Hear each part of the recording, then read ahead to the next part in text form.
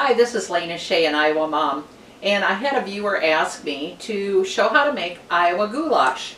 Well, I don't know what Iowa goulash is, but I can come close.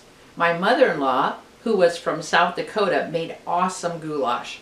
So here's Edna's South Dakota goulash. It's quick and easy. We're going to use a large pan to make our sauce. So I'm going to use the same pan to do our browning. I turn on the heat on high, put a little bit of oil in there just to get it heated up. Give it about 30 seconds. Okay, it feels like it's hot. Let's try a little bit of meat in there. Yep, it's sizzling.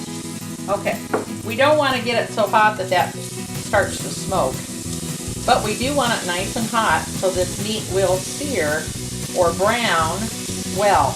That's what gives the ground beef its good flavor. So we're not just cooking this, we want to get it brown on all sides. And while that's browning, we can cut up our onions. I need one large onion. You can learn more about how to cut up onions in an Iowa Mom No Tears onion. Now we're going to just mince this up. We do want it to be small chunks, not huge ones. I'm checking my ground beef to make sure that it's mostly brown before I add the onions. Now I'm going to check my water and see if it's ready. Yes, there's a few bubbles, so we're going to add 2 cups of elbow macaroni. Give it a stir. You can start the timer after it comes to a boil, according to what the box says, or just allow a couple more minutes. Okay, my meat is brown, so I can add my onion. The onions don't take as long, so that's the reason why we add them on the end here. I'm going to stir those in, and because I'm going to be working on other things, I will set another timer for a minute just to make sure I don't lose track of time. When I hear it making lots of noise, I double check it because we're getting to the point where it could start to burn.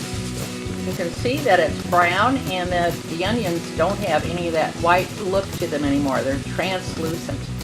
You can use a 28-ounce can of drained tomatoes, or if you're using fresh tomatoes, just cut them up, squish out the extra juice, and use 3.5 cups of the fresh tomatoes. Timer went off for the pasta. The best way to tell if it's done is let's pull out one, blow on it, and then taste. It still has a little bit of resistance, so I'm going to give it another minute of cooking. One of the things my mother-in-law really liked to use is bay leaf. It gives a lot of extra flavor. And we're going to stick it in there to cook, and then it's going to stay hard like this, so you don't want to eat that. But just cook it. We just weed it out when it's time to eat. I'm going to have 2 teaspoons of salt.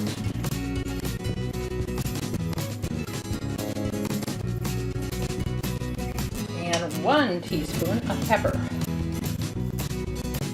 And a teaspoon of minced garlic. Now, we're going to let that simmer a bit. Okay, the extra 2 minutes was just right. It's tender and ready to go. Now we're going to strain that. I put the strainer on top of that same pan so that when I carry it, it doesn't drip on the way back to the stove.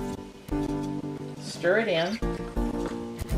And we do want to cover that pasta completely with that yummy sauce.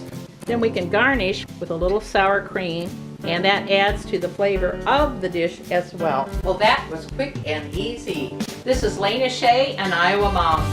Thanks for watching. On YouTube.com and Iowa Mom Videos, select the video tab to find a full list of all my videos.